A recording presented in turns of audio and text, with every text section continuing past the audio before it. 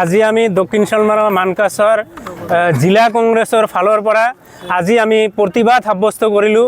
আমাৰ অসমৰ মুখ্যমন্ত্ৰী হিমন্ত বিশ্ব শৰ্মাৰ প্ৰতিমূৰ্তি দাহ কৰি আমি প্ৰতিবাদ সাব্যস্ত কৰিলোঁ। আমাৰ ধুবুৰীৰ সাংসদ ৰকিবুল হুছেইন ডাঙৰীয়াক ৰূপহীহাটত যি আক্ৰমণ কৰিলে, এই আক্ৰমণ ৰাজনৈতিকভাৱে শংকিত হৈ বিজেপি চৰকাৰে পৰিকল্পিতভাৱে এই আক্ৰমণ কৰিছে। কাৰণ ৰকিবুল হুছেইন ডাঙৰীয়াই বিগত নিৰ্বাচনত 10 লাখ ভোটত জয়যুক্ত হৈ গোটেই বিশ্বৰ ভিতৰত তেখেতে ৰেকৰ্ড গঢ়িলে আৰু বিজেপিয়ে ভয় খালে যে আগন্তুক যি 26 চনৰ নিৰ্বাচন, এই নিৰ্বাচনত কংগ্ৰেছৰ চৰকাৰ আহি আছে, তাতে ভয় খাই আমাৰ কংগ্ৰেছী সাংসদ ৰকিবুল হুছেইন ডাঙৰীয়াক বিজেপিয়ে পৰিকল্পিতভাৱে আজি ৰূপহীহাটত আক্ৰমণ কৰিছে। গৃহ বিভাগৰ দায়িত্বত থকা মুখ্যমন্ত্ৰী ডাঙৰীয়াক আমি সকীয়াই দিছোঁ, আপোনাৰ যদি অকণমানো লাজ আছে আপুনি অনতিপলমে পদত্যাগ কৰক। কাৰণ আপুনি গৃহ বিভাগ চলোৱাত ব্যৰ্থ হৈছে, আপুনি পদত্যাগ কৰক, নহ'লে কিন্তু পৰৱৰ্তী সময়ত আমি আগন্তুক দিনত আৰু ভয়াৱহ গণতান্ত্ৰিকভাৱে আন্দোলন গঢ়ি তুলিবলৈ বাধ্য হ'ম।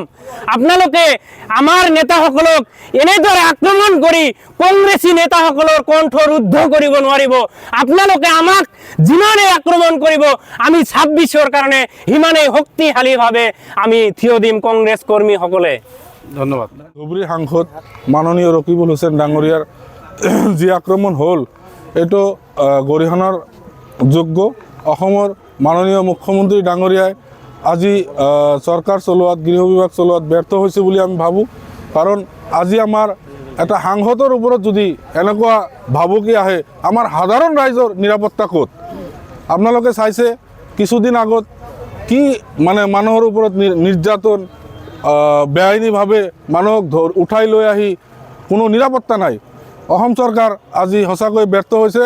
আমি অসম চৰকাৰক গৰিহণা দিছোঁ আৰু অনাগত দিনত যাতে আমাৰ হিমন্ত বিশ্ব শৰ্মা ডাঙৰীয়াই এনেকুৱা ঘটনা আৰু নহয়, আমি মানকাছাৰ কংগ্ৰেছৰ ফালৰ পৰা সকীয়াই দিছোঁ।